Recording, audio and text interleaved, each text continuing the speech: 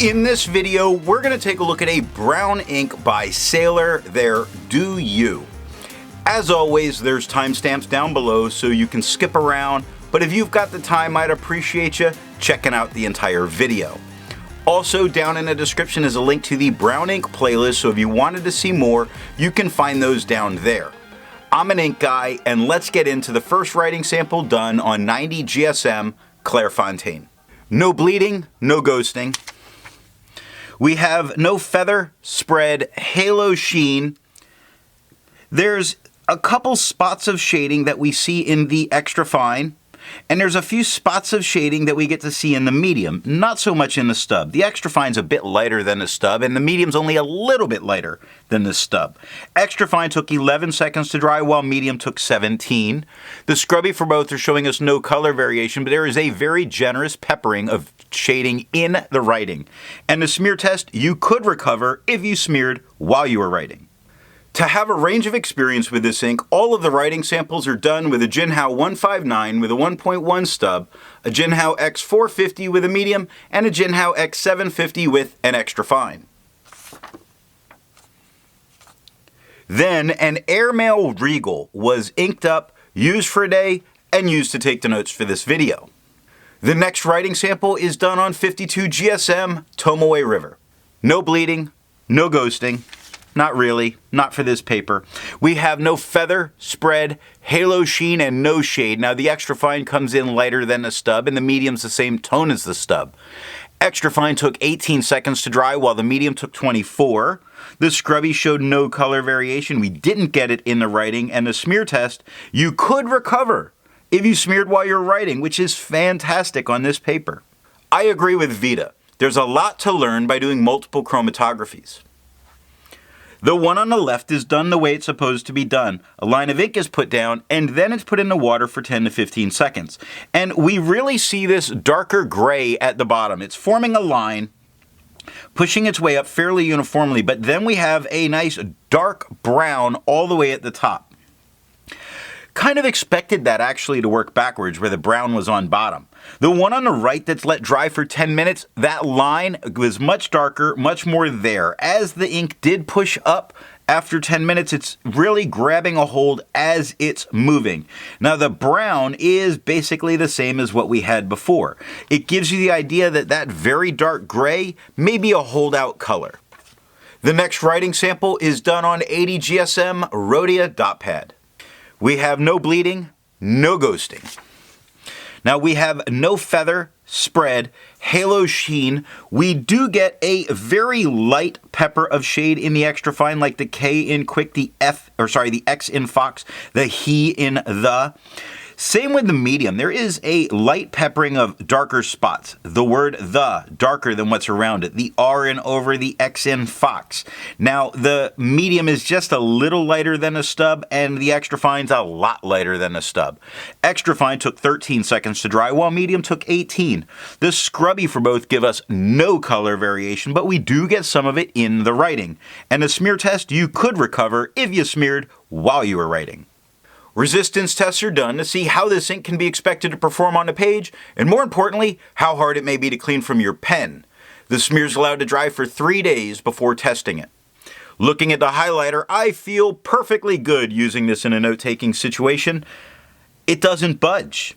Now that really shows when you look at water, that did nothing, and pen flush, that did practically nothing.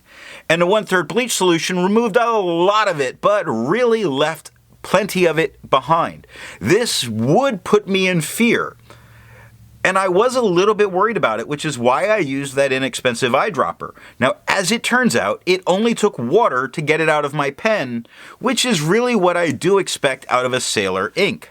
The next writing sample is done on G Lalo paper. No bleeding, no ghosting.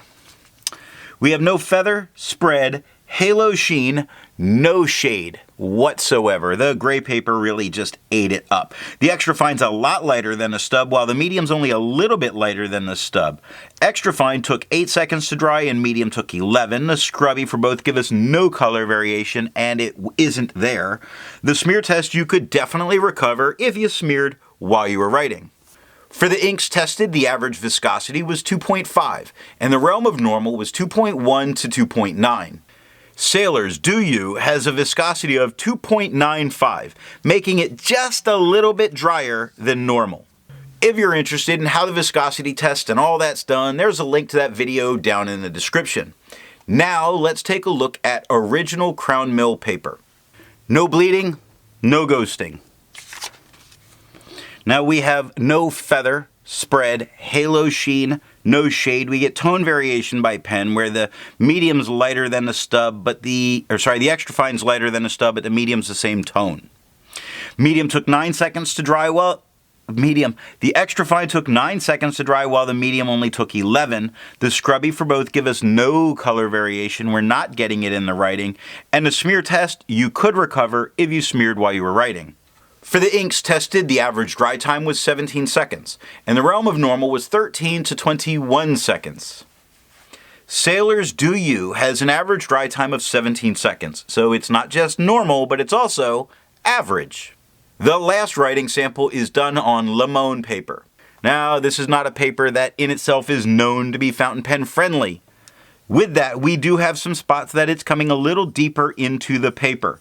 Not so bad. It is not ruining the back of the page. You could use the back of the page for note-taking, despite everything that I can circle here. It doesn't touch the page underneath, so in general, I really think this is very good here.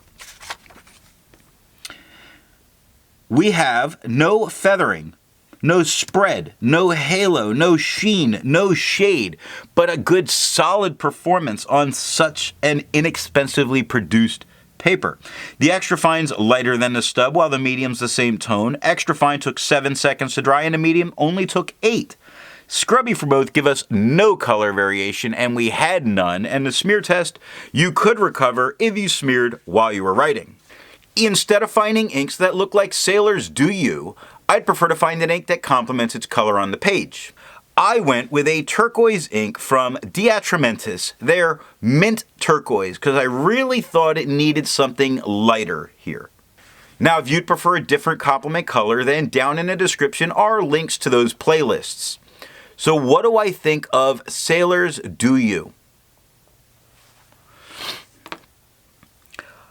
I don't want to like this ink, but then I write on cream paper and the color itself becomes amazing. So I don't hate this and love it on cream paper. The color just looks special there. It's so good on cream. So what nib and pen are going to give the best writing experience with this ink? I think it's dealer's choice as long as you're writing on a cream tone paper. I don't think it matters at that point. And this might be one of, if not the first time, I've recommended a specific paper for an ink or a specific tone of paper. I think that particular backdrop makes this ink stand out better. Then it's dealer's choice. Other paper? I would go with a medium flow fine nib. I hope you got something out of this video, and in the next video we're going to take a look at Mont Blanc's Corn Poppy Red.